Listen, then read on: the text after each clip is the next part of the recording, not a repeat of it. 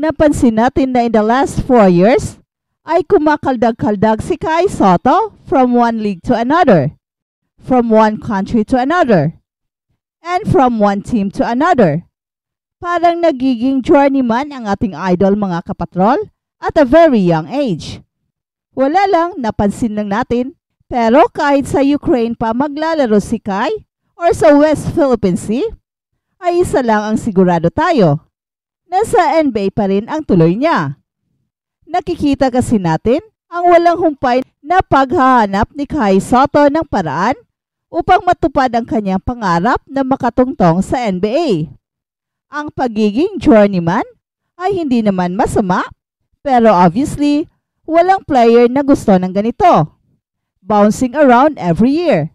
Pero kung ito ang only way na mapadali ang katuparan ng NBA dream ni Kai, so why not?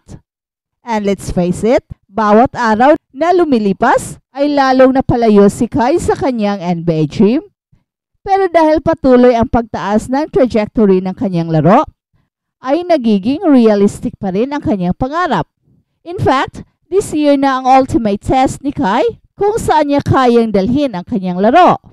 Obviously, gusto ni Kai na magiging NBA ready next summer, and from here on, ay meron pa siyang 1 taon na mag-improve sa kanyang craft at patunayan sa Japan B-League na kaya niyang i-dominate ang buong liga. A championship para sa Koshigaya Alphas ay ang gusto ni Kai next season sa Japan B-League. Isang napakalaking challenge ito ni Kai to lead his team at kung magkataon na makuha ng Alphas ang kampyonato with Kai Sotto as their main man, ay siguradong sa NBA ang tuloy ni Kai next year. There is an advantage naman sa kanyang pagiging journeyman dahil dito ay nakapaglaro siya in different leagues with contrasting styles. Naka-experience rin si Kai ng iba't ibang klaseng competition at higit sa lahat, nagiging mas aware siya sa kanyang kakulangan. Naka-experience siya ng paglaro under different coaches, under different circumstances. At isa sa common denominator sa lahat ng mga teams na nalaroan ni Kai ay tumatak ang kanyang pangalan bilang isang multi-skilled at isang batang player na merong napakataas na potential na makapaglaro sa NBA. At sa kanyang last year sa Japan B-League, ay sana makakuha siya ng isang kampyonato na siguradong magbibigay ito ng positive influence sa mga NBA teams na gusto siyang subukan. Samantala, ang San Miguel sa PBA Governors Cup ay nagkaroon ng import change bago pa man makapaglaro ang kanilang unang choice. The Beermen brought in former Memphis Grizzlies Jordan Adams for the opening conference of Season 49, taking over the import spot that previously belonged to Lithuanian Tauras Gugela. Adams is coming fresh from a stint in the Indonesia Basketball League, IBL, where he suited up for the Dewa United Banten. Dewa, the top-seeded team, was ambushed by Satria Muda in the semifinals. Satria Muda eventually lost to Justin Brownlee and Peleta Jaya in the best-of-3 title series that went the full route. At mukhang maganda ang dadalhing rivalry ni na Justin Brownlee at Jordan Adams sa PBA. Siguradong puno na naman ang Philippine Arena nito sa finals. And shout out at user, malaki role ni Kai sa game kapag nasa loob siya. Pahirap si Kai sa kalaban, unlike nasa labas siya ng game. Kailangan din siya sa rebound at blocking. Shout out at user, dapat nga ang Team USA limitado lang sa NBA player. Dapat mga 3 lang bawat bansa. At balitang Olympics naman.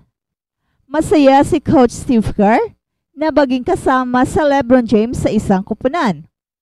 Ang coach ng Team USA na si Coach Steve Kerr, na coach ng Golden State Warriors, ay nakasagupa sa LeBron James ng 4 na beses sa NBA Finals. Natalo sa tanyag na serye noong 2016 nang ibalik ni LeBron James ang kanyang Cleveland Cavaliers mula sa isang 3-1 na deficit. He's kind of our point guard. With his team and his playing at such a high level, And obviously, he's got so much talent around him.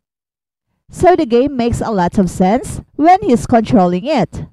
Every day at practice, he's so locked in. He's so vocal. Every film session, every walkthrough, the way he talks, the way he leads, he's clearly the leader of the group and he brings the best out of everybody. Yan ang sabi ni Coach Steve Kerr tungkol kay LeBron James. At may dahilan kung bakit nagpasya si King James na muling sumali sa Team USA matapos ang 12 years na pagkawala. Maaari itong tawaging the reunion team.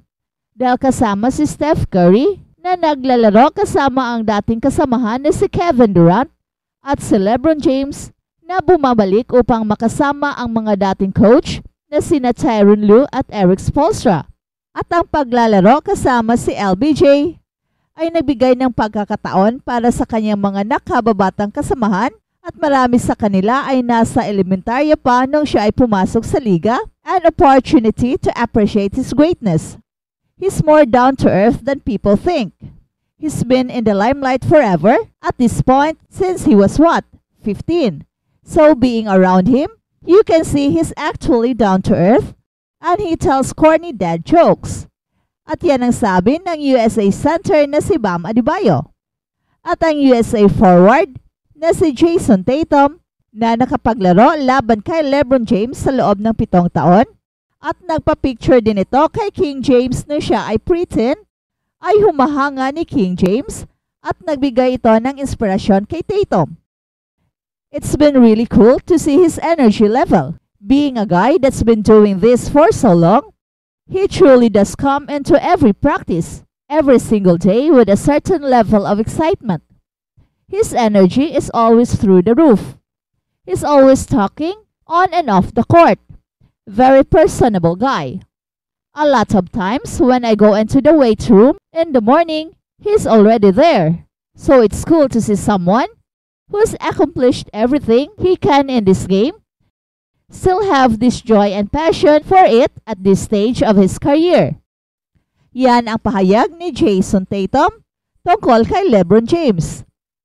At si Anthony Edwards, na bagong nagdiwang ng kanyang 23rd birthday ngayong linggo, ay nakabuo ng magandang relasyon kay King James at Kevin Durant sa nakaraang ilang buwan. Yeah, I'm having fun everywhere. I get to be with LeBron James and Kevin Durant, so I can't ask for nothing better than that. Yan naman ang sabi ni Anthony Edwards. Sina Durant at James ay magkasama sa NBA sa loob ng mahigit 15 years. They have a mutual admiration more than a rivalry. Sa kabila ng kanilang mga edad, sila ay tiyak na ilan sa mga pinaka-productive players sa USA roster. Magkasama sila sa 2012 London team na nanalo ng gintong medalya.